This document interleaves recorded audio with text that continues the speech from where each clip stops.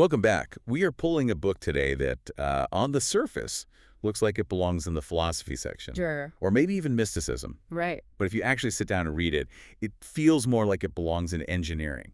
Or constitutional law, maybe. It's a blueprint. That's really the best way to describe it. It's a technical schematic for how reality is constructed. We're looking at a series of lectures given in Edinburgh, Scotland, way back in the early 20th century. The title is The Edinburgh Lectures on Mental Science. And that title alone, mental science, can make people... Well, it can make them check out. They think it's wishful thinking. They think it's magic. Which is the one thing the author, Thomas Troward, absolutely despised. He had zero interest in the idea of magic. And that's exactly why we're looking at this. Troward was not a guru. He wasn't meditating on a mountaintop. No, not at all. He was a divisional judge in British-administered India. So his whole life was built on law, evidence, cause and effect, precedent. Exactly. So when he retired, he decided to apply that same, that rigorous judicial mind to the question of how the universe actually works. He treated it like a court case. Yeah. He wanted to find the governing statute. He did. He argued that if there's a law for why a stone follows gravity, then there must be an equally rigid, equally demonstrable law for why some people succeed and others fail. Or why some lives are just chaotic and others are orderly. Right. He just refused to accept luck as a valid answer in court. So our work today is to really strip away all that confusion and look at the architecture of reality through the eyes of a judge. We're going to break down his core thesis, the relationship between spirit and matter. And before you roll your eyes at those words, Right. understand that for Troward, they're like variables in an equation. And if you get the definitions wrong, The whole equation of your life just fails to balance. But if you solve for them correctly, he argues, the results are predictable. Okay, before we open the case file, I just have a small favor to ask. If this episode helps you, please hit like and subscribe for the next one. It really does help us keep the lights on here. Okay, so let's unpack this. Troward starts by drawing a very hard line. He says we can't understand our existence unless we understand the distinction and the relationship between spirit and matter. And spirit is such a loaded word, isn't it? It really is. It carries thousands of years of baggage, so how is he defining it? He just strips all the religion out of it right away. For him, spirit is simply livingness. Or, to be more precise, intelligence. So not a ghost. Not a ghost. It's the active generative force behind everything. It's the impulse to be. So in his dictionary, spirit equals thought. Spirit is the power that thinks. It's the software engineer at the keyboard. It's the origin point of the code, the invisible energy that starts it all. Which makes matter, the screen, the printout. The screen, the hardware, the pixel, exactly. Matter is form. And this is the crucial distinction. Spirit is the cause, the invisible intelligence. Matter is the effect, the visible shape that intelligence takes. It sounds so simple, but he insists this is where everyone gets tripped up. Oh, completely. We tend to think of matter, this desk, the car, the money in the bank, as the real stuff. And spirit is this airy-fairy concept that maybe exists on a Sunday. Troward flips that entirely. He says matter is actually the less real of the two, because it's just a result. It's downstream. It's the residue of intelligence. And he actually uses the physics of his time to back this up, right? Even back then, they were starting to understand atomic theory. Yes, which was pretty advanced for his day. He talks about the dead matter myth. We look at a piece of steel and say, that's solid, it's dead, it's not doing anything. But it is. It's a mass of whirling particles, it's intense energy just held in a specific pattern. So nothing is actually dead. Correct. The universe isn't a collection of dead stuff and living stuff. It's all energy, it's all livingness. The only difference between a rock, a plant, and you is the degree of intelligence animating it. I like that idea of degrees. So the rock is just humming along at a very low, very rigid degree of intelligence. It has atomic energy, but It doesn't know it's a rock. it lacks self-recognition. Exactly. But it's still made of the same fundamental stuff, what he calls spirit substance, as we are. He's saying, look, the flare you're standing on is just condensed intelligence. Condensed intelligence. Yeah. That's a very different way to look at a floor. But it leads to his point about dualism, which I think is huge. Most of us grow up with this idea that spirit and flesh are enemies. Right? The spirit wants to be good, but the flesh wants to eat the cake. They're at war. And Troward just rejects that battle entirely. He says that's a misunderstanding of the machinery. So they aren't enemies. They're polar opposites of the same thing. Think of a battery. You have a positive pole and a negative pole. Are they fighting? No, they're necessary for the current to flow. Yeah. You can't have one without the other. Precisely. You can't have a battery with only a positive terminal. Troward says reality, the life you're experiencing right now, is the result of spirit, the positive generative idea, flowing into matter, the negative receptive form. So matter isn't bad. Matter isn't bad. Matter is the vehicle. Okay, so if I have an idea for a business, that's the spirit aspect, Yeah. the positive pole. Yes, that's the cause. And the actual storefront, the inventory, the cash register, that's all matter. The negative pole. And you can't have the business without both. An idea without a store is a fantasy. A store without an idea is just an empty shell. They need each other to complete the circuit. Exactly. Okay, so we have the definitions. Spirit is the cause, or thought. Matter is the effect, or form. So why does he say we're all, failing at this? If it's just a circuit, why does the light keep flickering? Because we've developed a cognitive habit he calls inverted thinking. Inverted thinking. We've become obsessed with the form and we've forgotten about the cause. We look at the matter, the condition, and we treat it as if it's the god. We let the tail wag the dog. We let the screen dictate the code. Let's use a really concrete example, what I call the modern trap. Let's go back to the bank account. Okay. You log in, you see a number, let's say it's a terrifyingly low number. That number is matter. It's a historical record of past thoughts and past actions.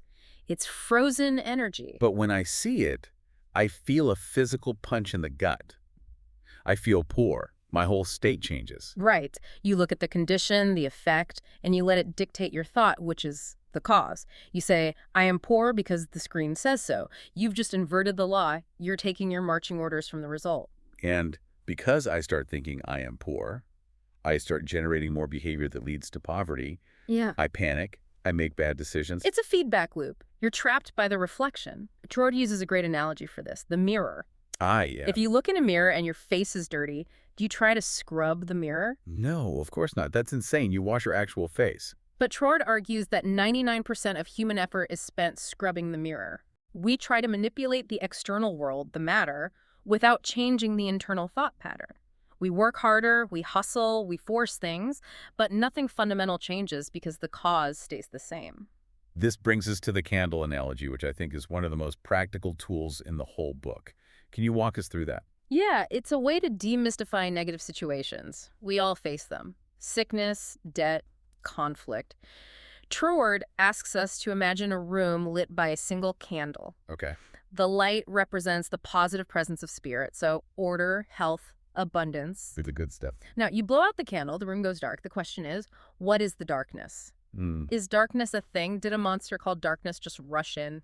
No, darkness isn't a substance. It's just the absence of light, the absence of photons. Exactly. Darkness is a negative condition. It has no independent existence. It's simply what's left when the positive element is withdrawn. So he's saying poverty is like darkness. Sickness is like darkness. They are not things that are attacking you. They are the absence of the light, the absence of an ordered, intelligent thought. That's a huge shift. Because when I'm broke, it feels like poverty is a beast that's actively attacking me. I feel like I have to fight it. But how do you fight darkness? Can you shovel it out of a room? Yeah. Can you stab it with a knife? You just look crazy flailing around in the dark. And you'd exhaust yourself.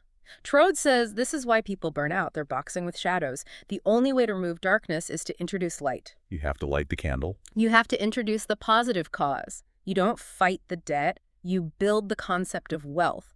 You don't fight the sickness, you focus on the principle of vitality. So one is a struggle and the other is a replacement. It's a replacement. It's the introduction of a higher order of intelligence.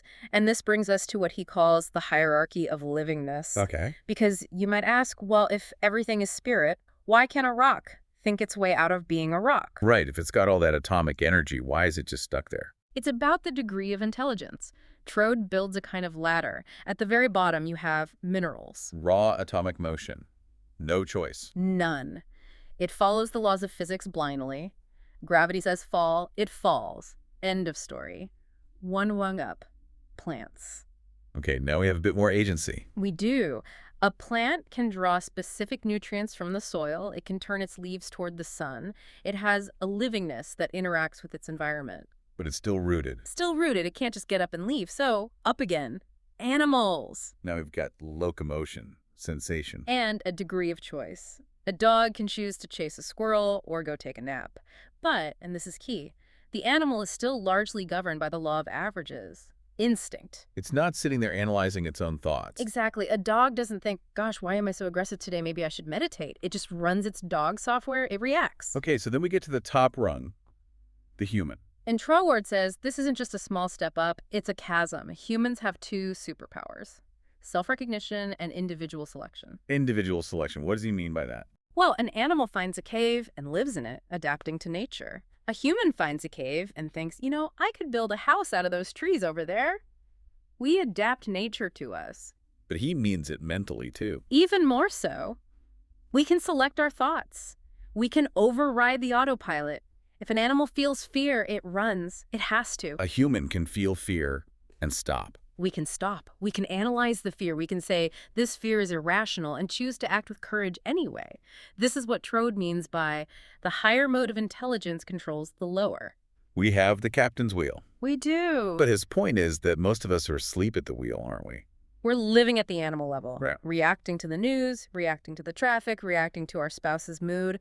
We're letting the environment dictate our internal state. We're giving up our human advantage. Completely. So, how do we grab the wheel back? Let's make this really practical.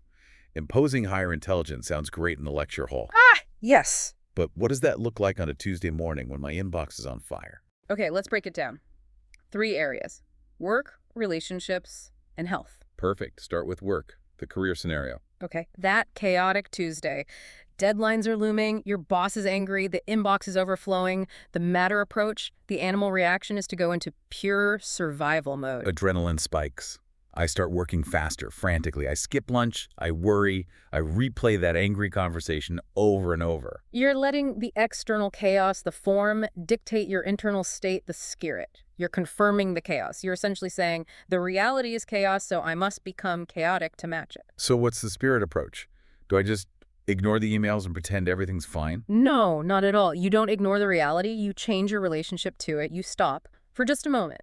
You withdraw your consent to participate in the chaos. You hit a mental pause button. You do. And you remind yourself, I am the cause. This inbox is just the form. You consciously select a thought of order. You might just think, my intelligence is sufficient for these tasks. I am generating order right now. And what does that do practically? Physiologically, your heart rate slows. Your prefrontal cortex comes back online. You can actually start to prioritize. You realize you can answer these 3 emails now, and the rest can wait. You stop flailing and start swimming. Yes. The external work still gets done, but the energy fueling it changes from fear to command. You've imposed the higher intelligence, which is order, onto the lower potential, which was chaos. I really like that. It's about who's in charge, me or the inbox. Okay, example 2. Relationships. This one feels harder. Other people are so unpredictable. They are. And the matter approach is to look at their behavior and just react. Your partner comes home grumpy, you get defensive. They're cold, you become cold. You become a thermometer, just reflecting the temperature of the room. Exactly. Troward would say, be the thermostat, not the thermometer. The spirit approach is to practice mental selection about that person. You refuse to accept their bad mood as the ultimate truth of who they are. That is tough. If someone's yelling at you, that feels pretty true in the moment. It's a fact that they're yelling. But is it the truth of their essence? Troward would say no. You hold an internal image of them as cooperative, loving, reasonable. You don't say it out loud. No, that would be incredibly annoying. Right. You just hold it in your own mind. You treat them as if they already are that best version of themselves. You're kind of creating a vacuum for them to step into. You are. People unconsciously respond to the expectation we project onto them. If you project, you're my enemy, they'll fight you.